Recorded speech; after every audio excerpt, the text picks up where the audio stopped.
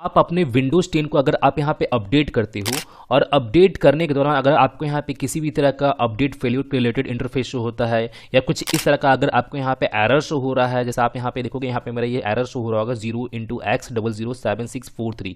अगर आपका भी कुछ इस तरह का एरर शो हो रहा है और आपका यहाँ पे विंडोज़ अपडेट नहीं हो रहा है तो आप इस प्रॉब्लम को, इस एरर को परमानेंटली सॉल्व किस तरह से और कैसे करेंगे। तो आपको सबसे पहले करना क्या है कि आपको अपने विंडोज़ की स्टार्ट मेनू में जाना है और आपको यहाँ पे टाइप करना है CMD माने कमांड प्रॉम्प्ट, और आपको यहाँ पे अपने कमांड प्रॉम्प्ट को रन एज एडमिनिस्ट्रेटर की हेल्प से आपको यहाँ पे इसे ओपन कर लेना है। ओपन करने के बाद अब मैं आपको यहाँ पे एक कमांड बताऊंगा, तो आपको उस कमांड को यहाँ पे टाइप करना है SFC माने system file checker /scan now. आपको इस कमांड को टाइप करना है और आप यहाँ पे इस कमांड को जब भी यूज़ कर रहे हैं तो मैं आपको बता दूं कि अगर आपके सिस्टम में इंटरनेट वगैरह कनेक्ट नहीं है तो सबसे पहले तो आप इंटरनेट वगैरह कनेक्ट कर लीजिएगा, तभी उसके बाद ही आप इस कमांड को यूज़ कीजिएगा। और इस कमांड से होता क्या है, जैसे मैं आपको वो भी बता देता हूँ, अगर आपके सिस्टम में किसी भी तरह का कोई भी प्रॉब्लम होता है या कोई भी फाइल वगैरह करप्ट हो गया है तो यहाँ पे क्या करेगा, वो प्रॉब्लम को, उस एरर को यहाँ पे क्या करेगा, रिपेयर करना स्टार्ट कर देगा। या कोई भी फाइल करप्ट हो गया होगा तो उस फाइल को यहाँ पे रिपेयर करना स्टार्ट कर देगा। क्योंकि कभी कभार क्या होता है, कुछ फाइल्स करप्ट हो जाने के कारण भी आपके सिस्टम में एरर आते हैं या बूट फेल्यूर्स या आपका किसी भी तरह का अपडेट फेल्यूर्स वगैरह का प्रॉब्लम आने लग जाता है। तो आपको यहाँ पे इस कमांड को टाइप करना है और आपको यहाँ पे इंटर प्रेस करना है। इंटर प्रेस करने के बाद यहाँ पे कुछ सेकंड के लिए आपके यहाँ पे सिस्टम स्कैनिंग होगा और सिस्टम स्कैन होने के बाद फिर आपके यहाँ पे वेरिफिकेशन होना स्टार्ट हो जाएगा। तो यहाँ पे मेरा ये वेरिफिकेशन होना स्टार्ट हो गया है और यहाँ पे 4% 5% यहाँ पे वेरिफिकेशन यहाँ पे कंप्लीट हो गया है। तो ये जो वेरिफिकेशन है ये आपका 100% तक ये वेरिफिकेशन होगा और ये वेरिफिकेशन होने के दौरान ही आपके सिस्टम में कोई भी प्रॉब्लम है तो यहाँ पे रिपेयर भी हो रहा है, या कोई भी फाइल करप्शन है तो आपके यहाँ पे ये रिपेयर भी हो रहा है। तो आपके यहाँ पे इस प्रोसेस को आपको यहाँ पे लगा देना है जब तक यहाँ पे 100% जब तक नहीं होता है। और आपको यहाँ पे करना क्या है कि साथ ही साथ आपको अपने विंडोज़ के स्टार्ट मेनू में जाना है और आपको यहाँ पे टाइप करना है सर्विसेज, और आपको यहाँ पे सर्विसेज वाले ऑप्शन को रन एज एडमिनिस्ट्रेटर की हेल्प से आपको यहाँ पे इसे भी ओपन कर लेना है। और आपको यहाँ पे बहुत सारी सर्विसेज आपको यहाँ पे शो होंगे, तो मैं आपको यहाँ पे कुछ सर्विसेज मैं आपको यहाँ पे बताऊंगा। तो आपको उन सर्विसेज को करना क्या है कि आपको यहाँ पे स्टार्ट करना है या चेक करना है कि वो आपका मैनुअल में तो नहीं है, ना ही वो डिसेबल में तो नहीं है। तो आपको यहाँ पे चेक करना है, क्योंकि वो मैनुअल या डिसेबल होने के कारण भी आपका जो अपडेट से रिलेटेड प्रॉब्लम है वो प्रॉब्लम आने लग जाता है।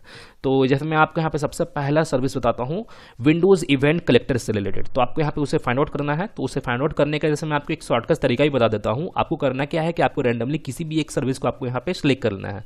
सिलेक्ट करने के बाद फिर आपको अपने कीबोर्ड में W बटन को प्रेस करना है और W के रिलेटेड जितने भी सर्विसेज है तो वो आपको यहाँ पे शो हो जाएंगे। तो अब आप यहाँ पे देखोगे, यहाँ पे आपको विंडोज़ इवेंट कलेक्टर का आपको यहाँ पे ऑप्शन शो हो रहा होगा। तो आपको करना क्या है कि आपको इसके ऊपर राइट क्लिक करके आपको इसके प्रॉपर्टीज में चले जाना है। प्रॉपर्टीज में आने के बाद अब आप यहाँ पे देखोगे, यहाँ पे आपको स्टार्टअप टाइप में आपको यहाँ पे मैनुअल शो हो रहा होगा। तो आपको करना क्या है कि आपको इसे ऑटोमेटिक में सेट करना है और यहाँ पे सर्विस स्टेटस में यहाँ पे स्टॉप्ड है तो आपको इसे स्टार्ट कर देना है। स्टार्ट कर देने के बाद फिर आपको यहाँ पे इसे अप्लाई कर देना है, देन ओके कर देना है। अब आपको यहाँ पे नेक्स्ट सर्विस पे आपको यहाँ पे जाना है। जैसे आप यहाँ पे देखोगे, यहाँ पे विंडोज़ इवेंट लॉग का आपको यहाँ पे सर्विस शो हो रहा होगा। तो आपको इसके भी प्रॉपर्टीज़ में जाना है। प्रॉपर्टीज़ में जाने के बाद अगर आपका यहाँ पे ये ऑटोमेटिक में सेट नहीं रहता है या डिसेबल या मैनुअल रहता है तो आपको इसे ऑटोमेटिक में सेट करना है और आपको इसे भी स्टार्ट कर देना है। जैसे यहाँ पे देखोगे, यहाँ पे मेरा ये ऑलरेडी स्टार्ट ही है, रनिंग में है, यहाँ पे शो हो रहा होगा। अगर आपके यहाँ पर रनिंग में नहीं रहता है तो आपके यहाँ पे इसे स्टार्ट कर देना है, फिर आपको इसे अप्लाई करना है, देन ओके कर देना है। इसे भी कर लेने के बाद फिर आपको यहाँ पे डाउनलोड को स्क्रॉल डाउन करना है। अब आप यहाँ पे देखोगे, यहाँ पे विंडोज़ अपडेट का आपको यहाँ पे ये सर्विस शो हो रहा होगा। तो आपको करना क्या है कि आपको इसके भी प्रॉपर्टीज़ में आपको यहाँ पे चले जाना है। प्रॉपर्टीज़ में जाने के बाद फिर आपको यहाँ पे चेक करना है कि आपका स्टार्टअप टाइप में आपके यहाँ पे ऑटोमेटिक में सेट है कि नहीं। अगर बाय द वे यहाँ पे भी ऑटोमेटिक में सेट नहीं रहता है तो आपको इसे ऑटोमेटिक में सेट कर देना है और यहाँ पे सर्विस स्टेटस में यहाँ पे स्टॉप्ड है तो आपको इसे स्टार्ट कर देना है।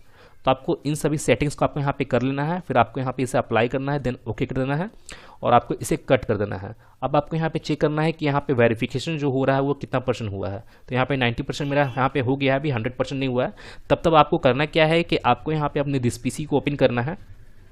दिस पीसी को ओपन करने के बाद फिर आपको यहाँ पे सी ड्राइव में आपको चले जाना है। सी ड्राइव में आने के बाद फिर आपको यहाँ पे विंडोज़ का फोल्डर शो होगा, तो आपको इस विंडोज़ वाले फोल्डर पे चले जाना है। विंडोज़ वाले फोल्डर में आने के बाद फिर आपको यहाँ पे एक फोल्डर को फाइंड आउट करना है। सॉफ्टवेयर डिस्ट्रीब्यूशन के नेम से आपको यहाँ पे एक फोल्डर शो होगा। तो उसे फाइंड आउट करने के जैसे मैं आपको एक शॉर्टकट तरीका बता देता हूँ। आपको यहाँ पे अगेन आपको यहाँ पे एस बटन को प्रेस करना है अपने कीबोर्ड में। तो जैसे मैं यहाँ पे एस बटन को प्रेस किया हूँ तो अब आप यहाँ पे देखोगे यहाँ पे सॉफ्टवेयर डिस्ट्रीब्यूशन का आपको यहाँ पे ये फोल्डर शो हो रहा होगा। तो आपको इस फोल्डर में चले जाना है और आपको यहाँ पे डाउनलोड वाले फोल्डर में चले जाना है। और डाउनलोड वाले फोल्डर में आने के बाद फिर आपको यहाँ पे बहुत सारे आपको अनवांटेड फाइल्स, अनवांटेड फोल्डर्स, माने अनयूज्ड फोल्डर्स फाइल्स शो होंगे, जो आपके प्रीवियस अपडेट के related unwanted files, unused files जो है, जो आपके किसी काम में नहीं आ रहे हैं, ना ही काम में आने वाले हैं। तो आपको करना क्या है कि आपको उन सभी को ऑल सेलेक्ट कर लेना है। जैसे यहाँ पे मेरे यहाँ पे कुछ ही यहाँ पे फाइल्स और फोल्डर्स यहाँ पे शो हो रहा होगा आपको। अगर आपके केस में यहाँ पे और भी आपको यहाँ पे शो होता है तो आपको यहाँ पे इन सभी को ऑल सेलेक्ट करना है। ऑल सेलेक्ट करने के बाद फिर आपको अपने कीबोर्ड में शिफ्ट प्लस डिलीट बटन को प्रेस करके आपको इन सभी को परमानेंटली डिलीट कर देना है।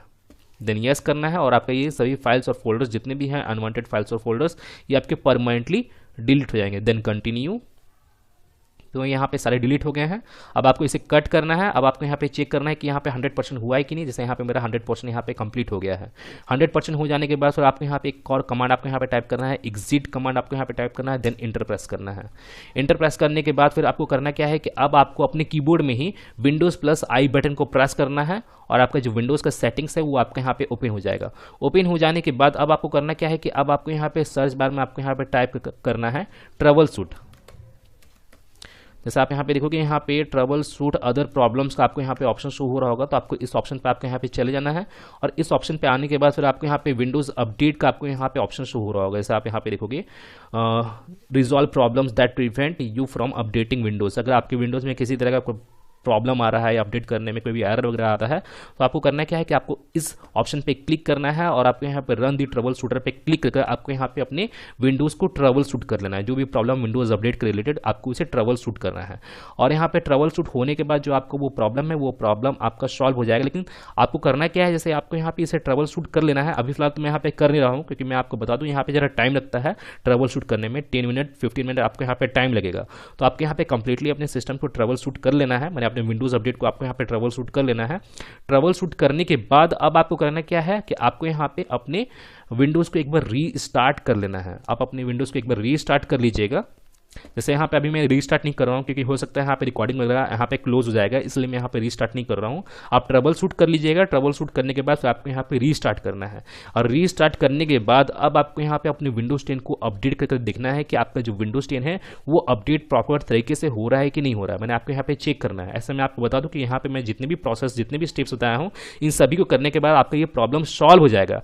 अगर बाय द वे आपका ये प्रॉब्लम तभी सॉल्व नहीं होता है तो मैं आपको यहाँ पे एक लास्ट स्टेप बता देता हूँ। तो वो स्टेप बताने से पहले मैं आपको बता दूं कि अगर आप मेरे चैनल पे भी नए हो तो सबसे पहले तो आप मेरे चैनल को सब्सक्राइब कर ले और बेल आइकन पे भी क्लिक कर ले, क्योंकि मैं अपने चैनल पे कुछ इसी तरह के इंटरेस्टिंग और इंपॉर्टेंट वीडियोस वगैरह डालता रहता हूँ जो आपके हमेशा काम में आने वाले हैं। तो आपको करना क्या है कि आपको अपने विंडोज़ के स्टार्ट मेनू में जाना है और आपको यहाँ पे टाइप करना है कंट्रोल पैनल और आपको यहाँ पे अपने कंट्रोल पैनल को आपको यहाँ पे ओपन कर लेना है। ओपन करने के बाद हो सकता है आपको यहाँ पे कंट्रोल पैनल का कुछ इस तरह का इंटरफेस होगा। तो आपको करना क्या है कि आपको यहाँ पे व्यू बाय कैटेगरी का यहाँ पे ऑप्शन सेलेक्टेड है तो आपको इसे लार्ज आइकन्स करना है। लार्ज आइकन्स करने के बाद फिर आपको यहाँ पे रिकवरी का ऑप्शन होगा तो आपको इस रिकवरी वाले ऑप्शन पे चले जाना है और आपको यहाँ पे ओपन सिस्टम रिस्टोर का ऑप्शन होगा तो आपको इस ऑप्शन पे क्लिक करना है। क्लिक करने के बाद फिर आपको यहाँ पे कुछ सेकंड वेट करना है और आपके सामने कुछ इस तरह का इंटरफेस होगा। तो आपको यहाँ पे जैसे आप यहाँ पे देखोगे यहाँ पे choose a different restore point का ऑप्शन शो होगा तो आपको इस ऑप्शन पे क्लिक करना है। देन आपको यहाँ पे इसे नेक्स्ट करना है। नेक्स्ट करने के बाद फिर आपको यहाँ पे कुछ डेट और टाइम्स आपको यहाँ पे शो होंगे। तो जितने भी डेट और टाइम्स आपको यहाँ पे शो होते हैं, अगर आपका सिंगल डेट और टाइम शो होता है तो आपको यहाँ पे इस सिंगल डेट और टाइम को सिलेक्ट करना है। अगर आपके यहाँ पे 2, 3, 5, 4 और भी डेट और टाइम आपको यहाँ पे शो होते हैं तो आपको यहाँ पे करना क्या है कि आज के नियरली जो भी डेट और टाइम आपको यहाँ पे शो होता है तो आपको उसी डेट और टाइम को आपको यहाँ पे सिलेक्ट कर लेना है। और कितने लोग को, जैसे मैं आपको बता दूं कि कितने लोगों को मालूम नहीं होता है कि सिस्टम रिस्टोर करने से क्या होता है, और मैं आपको यहाँ पे बता रहा हूँ। तो सबसे पहले मैं आपको बता देता हूँ कि सिस्टम रिस्टोर करने से क्या होता है। जैसे आप यहाँ पे क्या है कि अगर आपके सिस्टम में किसी भी तरह का कोई भी प्रॉब्लम आता है या कोई भी एरर आता है आपके सिस्टम में, जैसे मान के चलिए आज आपके सिस्टम में किसी भी तरह का कोई प्रॉब्लम आया है, आप यहाँ पे कोई भी आप विंडोज़ को अपडेट कर रहे हो या कुछ भी कर रहे हो तो आपका प्रॉब्लम आया है। अगर आप कल या कल से पहले मैंने यस्टरडे को अगर या उससे पहले अगर आपने सिस्टम को अपडेट कर रहे होंगे या कुछ भी कर रहे होंगे तो वहाँ पे प्रॉपर तरीके से आपका अपडेट हो रहा होगा। लेकिन आज वो अपडेट नहीं हो रहा है या आप मान के चलिए कि आपका जो प्रॉब्लम है वो प्रॉब्लम आ जाया है, कल वो प्रॉब्लम नहीं था। ठीक है, तो यहाँ पे क्या है कि अगर आप यहाँ पे जो भी डेट और टाइम आपको यहाँ पे शो हो रहे हैं तो येस्टरडे के डेट और टाइम का अगर आप यहाँ पे सिलेक्ट कर दोगे या उससे पहले का डेट अगर आप यहाँ पे सिलेक्ट कर दोगे तो आपका जो सिस्टम है वो उतना ही दिन पीछे चला जाएगा, माने पास्ट में चला जाएगा। और पीछे जाने का मतलब ये है कि आपका सिस्टम पहले जैसा भी था वो एज इट इज़ वैसा ही हो जाएगा। तो सिस्टम रीस्टोर करने से यही होता है। तो आपको यहाँ पे उस डेट और टाइम को आपको यहाँ पे सिलेक्ट करना है, देन आपको यहाँ पे इसे नेक्स्ट करना है। नेक्स्ट करने के बाद फिर आपको यहाँ पे सी ड्राइव का ऑप्शन शो होगा, तो आपको यहाँ पे सी ड्राइव को सिलेक्ट करना है। सिलेक्ट करने के बाद फिर आपको यहाँ पे इसे फाइनली फिनिश कर देना है। फिनिश करने के बाद जो आपका सिस्टम है वो रीस्टोर होना स्टार्ट हो जाएगा। जैसे मैं यहाँ पे अपने सिस्टम को रीस्टोर नहीं कर रहा हूँ क्योंकि रीस्टोर करने में टाइम लगता है, और जैसे मैं आपको बता दूँ कि यहाँ पे हो सकता है आपको 10 मिनट या 15 मिनट का टाइम लगेगा। तो आपको यहाँ पे जरा वेट करना है, आपको अपने सिस्टम को रीस्टोर करना है। रीस्टोर करने के बाद जो आपका ये जो प्रॉब्लम है, ये प्रॉब्लम आपका परमानेंटली सॉल्व हो जाएगा। तो गाइज मैं फिर मिलता हूँ नेक्स्ट वीडियो में। Till then and bye bye. और एक बात और, सब्सक्राइब बटन पे 2-3 फैट लगा दीजिएगा जिससे सब्सक्राइब हो जाए और घंटी वंटी गिर जाए।